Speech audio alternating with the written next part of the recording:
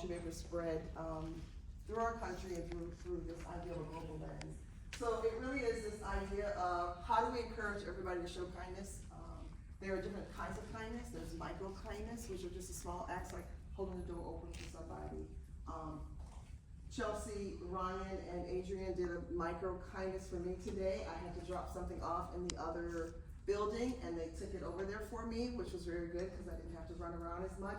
So little things really make a big difference. Things that may seem small to us may be big to other people. So those are micro kindness, and then you have bigger kindnesses where things that really take more effort and it takes some planning on your part to do, which is kind of what Dr. Reynolds is doing with helping the communities in Jamaica, right? So it requires a lot of thought, a lot of effort, a lot of coordination.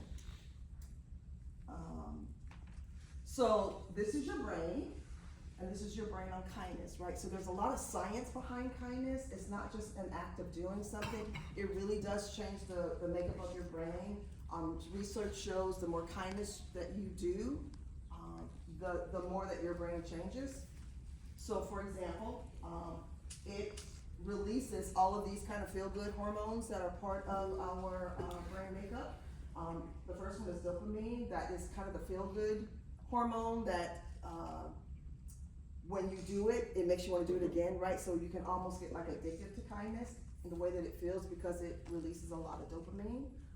Serotonin is another feel-good hormone that it releases, which is kind of your mood stabilizer. So when you are doing acts of kindness, it puts you in a better mood, it makes you more calm, it makes you feel better, it stabilizes the way that you feel in terms of something more positive. Endorphins, and we all know what endorphins are, right? That's the stress busters. Like the more endorphins we have, the less stress we feel.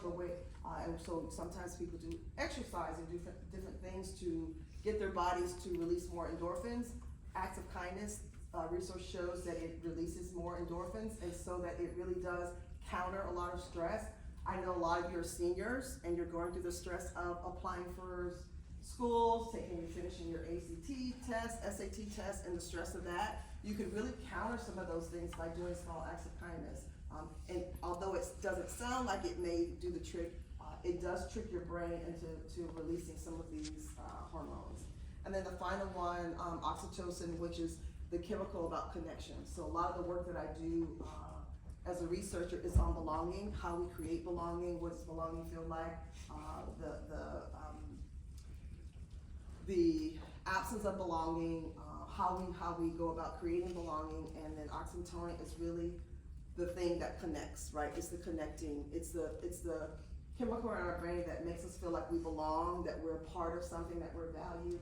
And so the more kindness that you do, all of these things in our brain really it creates more and more the more kindness that we do and the more things we're involved in. And one of the things I love about kindness, one of the things that we don't think about, that you don't even have to be a part of the act of kindness for your body to get all these feel-good hormones going, right? So studies show that whether you are the giver, whether you're the receiver, or if you're just watching, your brain does the same thing no matter what part of that thing that you're in. And the witness part is called moral elevation. It's like you're seeing good things happen, and so it also connects to your brain that these things are happening, and then it releases some of these hormones that we just talked about.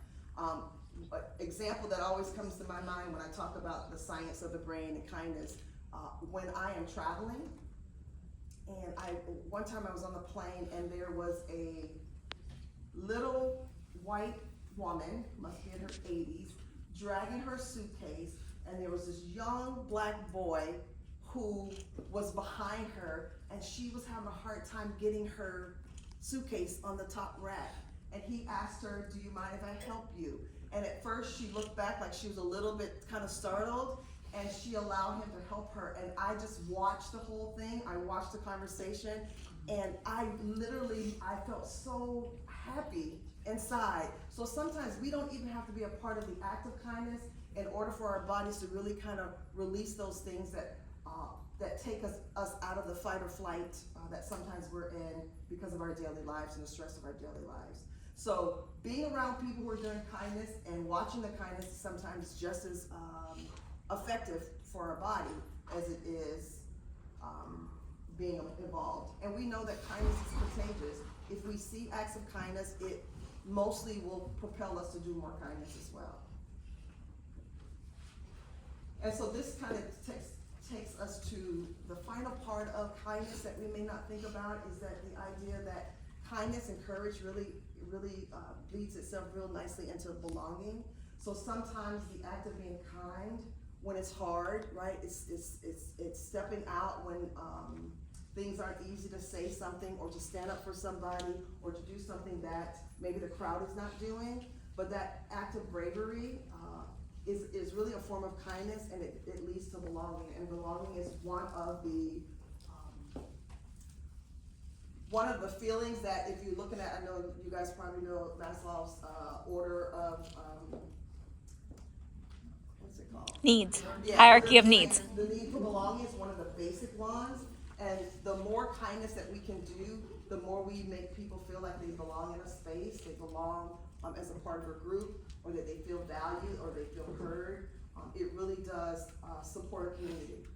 And maybe it's the North Broward community, maybe it's a community at your place of worship, maybe it's your friendship group, but always think about, how can I do something small? How can I do something that may go against the crowd in order for me to create space for belonging? So we are now in a world that's very divided around a lot of issues, and the more that we can start thinking about consciously, right, intentionally creating spaces of belonging, I think it really will spread this idea of kindness.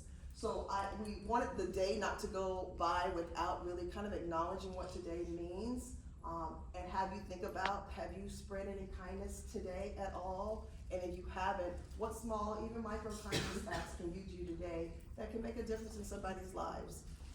And it could be something as small as turning to somebody next to you and saying something nice or offering something. So just be mindful of how small things can really make a big difference in the lives of people around you.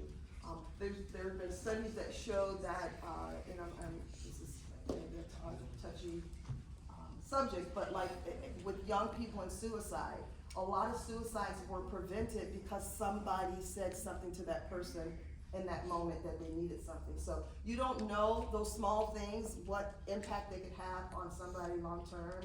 So, taking the time out to really be a little bit mindful of the people around you and engage in some of these micro kindness acts can go a long way.